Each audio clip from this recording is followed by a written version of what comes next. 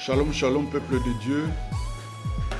Nous rendons grâce à Dieu pour ce moment merveilleux qu'il permet que nous puissions encore une fois passer en sa présence. Nous allons méditer la parole de Dieu ce jour dans le livre de Galates 6. Galates 6, 7 à 8. Verset 7 du Galates 6, verset 7. Ne vous y trompez pas, on ne se moque pas de Dieu. Ce qu'un homme aura sémé, il le moissonnera aussi. Verset 8. Celui qui sème pour sa chair, moissonnera de la chair la corruption, mais celui qui sème pour l'esprit, moissonnera de l'esprit la vie éternelle. Eh bien aimé, ce passage biblique constitue ni plus ou moins un avertissement sérieux que nous, enfants de Dieu, nous devons en prendre compte. C'est vraiment important. La Bible nous dit clairement que ce qu'un homme aura sémé, il le moissonnera. Chaque action de la sémence, chaque action de la sémence a son répondant dans la moisson. Plus on sème, plus on récoltera, on moissonnera. Moins on sème, moins on moissonnera. C'est une loi spirituelle. La notion de la sémence et de la moisson est une loi spirituelle qui s'accomplit toujours et ne rate jamais. Et cette loi est aussi vieille que le monde, depuis les temps anciens jusqu'à ce jour. Aussi longtemps que la terre existera, cette loi sera toujours d'application. Donc il nous faut connaître cette loi. C'est important pour nous. Nous devons connaître cette loi spirituelle pour mieux l'appliquer dans notre vie de tous les jours. Mais bien aimés, nous devons noter que toutes les semences ne sont pas les mêmes. Il y a la bonne sémence,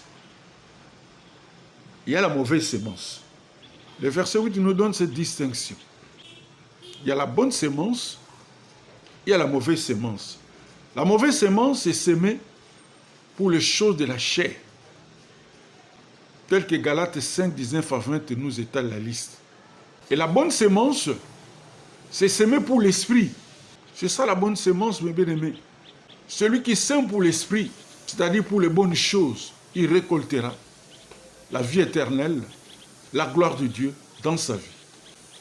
Nous devons toujours demander à Dieu la grâce de ne s'aimer que les bonnes choses, pour que nous moissonnions abondamment de bonnes choses également, c'est-à-dire la bonne moisson.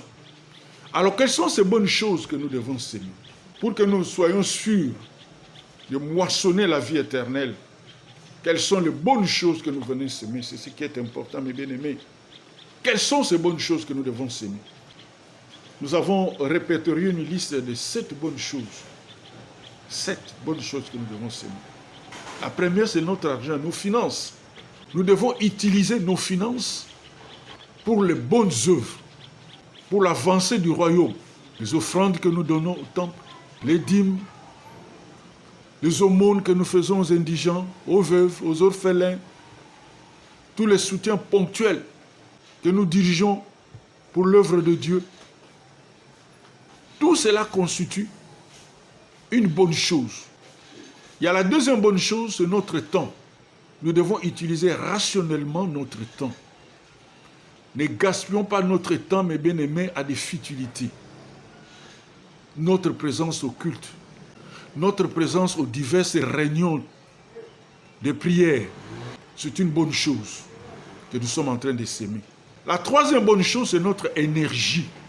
La force que nous avons, ne les gaspillons pas aux choses inutiles.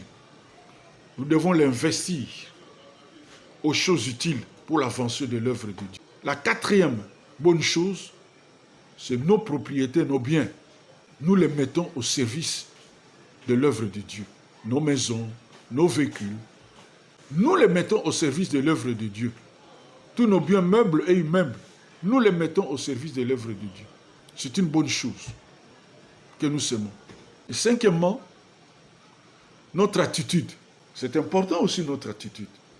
Quand nous sommes à l'église, quand nous faisons l'œuvre de Dieu, nous le faisons avec quelle attitude? Quelle attitude nous affichons quand nous faisons l'œuvre de Dieu? Nous devons afficher une expression de joie, de gentillesse quand nous sommes dans la maison de Dieu. Quand nous faisons le travail de Dieu, nous le faisons avec joie, avec zèle. La Bible nous interdit de faire le travail de Dieu avec mollesse. L'attitude compte, c'est une bonne chose, une bonne sémence, notre attitude. Quand nous faisons l'œuvre de Dieu dans la joie, avec amour, avec beaucoup de zèle, c'est une bonne chose. Sixième bonne chose, nos talents, c'est-à-dire les faveurs que le Saint-Esprit nous a équipés.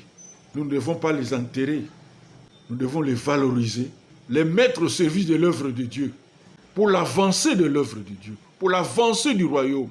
C'est important, mes bien-aimés, nos talents. Ne cachons pas nos talents. Nous devons les utiliser pour l'avancée du royaume. Nous devons les mettre au service de l'Église. Les talents que Dieu nous a donnés, les divers dons que Dieu nous a donnés. La septième bonne chose, ce sont nos prières. Quand nous intercédons pour les autres, nous nous oublions. Nous intercédons pour les autres. Nous prenons les fardeaux des autres comme étant nos problèmes à nous. Nous les mettons sur notre tête et nous les présentons à Dieu. Nous nous habillons de leurs problèmes comme si c'était le nôtre. Nous évitons les prières égoïstes. Seigneur, bénis-moi. Seigneur, donne-moi. Seigneur, fais-moi. Les mois. Nous éliminons ça. Nous privilégions l'intercession. Prier pour les autres. Quand nous le faisons, mes bien-aimés, c'est une excellente sémence. C'est une bonne sémence. C'est une bonne chose. Et quand nous faisons ça, mes bien-aimés, nous sommes sûrs de moissonner la vie éternelle. Si nous nous investissons dans la bonne sémence, nous devons être sûrs que nous moissonnerons la vie éternelle. Nous moissonnerons une excellente récolte. Comment nous allons s'aimer? Nous allons s'aimer en abondance, toujours en abondance. Nous allons s'aimer à cœur joie, sans regret aucun. Nous allons s'aimer au moment opportun, au moment propice.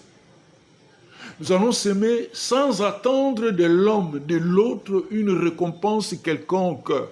Nous n'allons pas s'aimer pour faire le matuvisme, pour que les gens puissent nous voir que nous avons fait ceci, nous avons fait cela. Non. Nous allons s'aimer par la foi. Croire aux promesses de Dieu contenues dans sa parole. C'est cette parole que nous vivons au quotidien de notre vie. Nous la mettons, nous la vivons au quotidien de notre vie, cette parole. Mais bien aimé, chacun de nous dispose de quelque chose qu'il peut s'aimer. Nous avons les bonnes choses que nous devons s'aimer. Nous les avons. Ne tergiversons pas. Mettons-nous à la sémence. Engageons-nous à faire une bonne semence. Nous allons remercier Dieu, mes bien-aimés. Nous allons prier. Je vous invite à prier là où vous êtes. Commencez à remercier Dieu. C'est une tâche que nous devons faire toujours, tous les jours. Nous allons remercier Dieu pour notre vie, pour les saluts qu'il nous a accordés en Jésus-Christ. Nous devons toujours remercier Dieu pour ça. Nous allons prier pour que nous soyons des éternels semeurs, que la fatigue s'éloigne loin de nous. Nous allons chasser loin de nous tout esprit humain qui nous empêche de s'aimer les bonnes choses. Nous les chassons au nom de Jésus. Présente-toi à Dieu, mes bien-aimés, comme un instrument de valeur, comme un instrument utile qu'il va utiliser puissamment pour l'avancée de son œuvre. Je prie, mes bien-aimés, Seigneur Jésus, donne de la profondeur et des racines à la foi de tes enfants. Augmente leur foi dans la compréhension de ta parole et que l'ennemi ne trouve aucun accès dans leur vie. Je prie au Seigneur pour que toutes les pendules réglées contre leur destinée pour se déplacer dans les sens inverses des aiguilles, que cette pendule soit renversée et replacée dans le sens normal des aiguilles au nom puissant de Jésus. Je prie au Père qu'un chacun d'eux soit un instrument de valeur, un instrument utile que toi, Seigneur, tu vas utiliser puissamment pour l'avancée de ton œuvre. Dans le nom puissant de notre Seigneur Jésus, nous avons ainsi prié. Amen. Que Dieu bénisse un chacun de nous.